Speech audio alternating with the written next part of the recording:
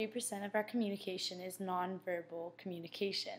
So it's important to notice that our eyes and our bodies give us away when we're not feeling our best.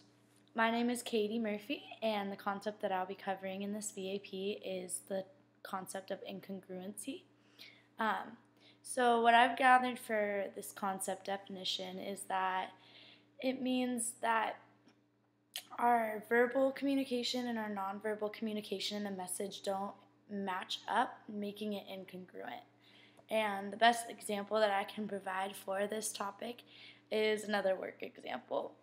At my work, I am a host, as I have mentioned before, and at the company that I work for, instead of saying thank you, we say my pleasure instead to our guests and to the people that are working with us. And so one night I was at work, and I'm pretty sure that I was closing, so I had gotten to work after a full day of school. So I got out of class at 3:20, and then had to be at work at 4, and then offered to close. So from that 4 o'clock starting time, I didn't get out of the restaurant until 11:30, 12, and it's safe to say that I was a bit irritable. And so there were a few customers that had been ticking me off, and I was already tired enough as it is. And so there was one customer in particular who I sat them down, and immediately they just started demanding for something, demanding for things, demanding for their server. Every time I passed their table, they'd be asking me for something, grabbing me and giving me attitude. And I finally just snapped. And when a customer says thank you to us, I say my pleasure. But how I had said my pleasure, I said it the right way, but my nonverbal communication totally gave away the fact that I was really, really, really annoyed with this person, and it wasn't my pleasure at all. So I said my pleasure as I rolled my eyes and walked away, all like that. And obviously that didn't match up too well with what I was saying. And so naturally the guest complained about me. And how this really connects to the topic is my pleasure is supposed to replace your welcome. So when somebody's thanking you and you say you're welcome, you're supposed to be genuine about it.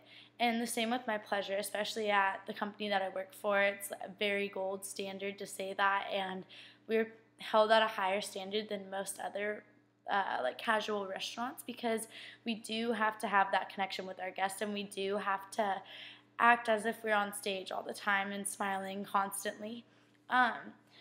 I could have probably prevented the situation and prevented getting in trouble by being more aware of how I register my emotions facially.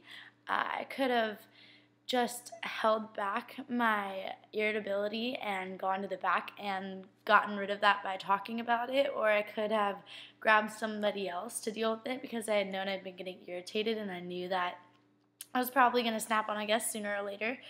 But I think I just have to watch my facial expressions more, because I am a very nonverbal person, and a lot of my messages do lie in my face and in my body, and if I'm not paying attention to that, I might accidentally give somebody the wrong idea or the wrong message, and that's not something that I want to do as a person, and especially not at my workplace, where I am always at the very front and where I do value my job.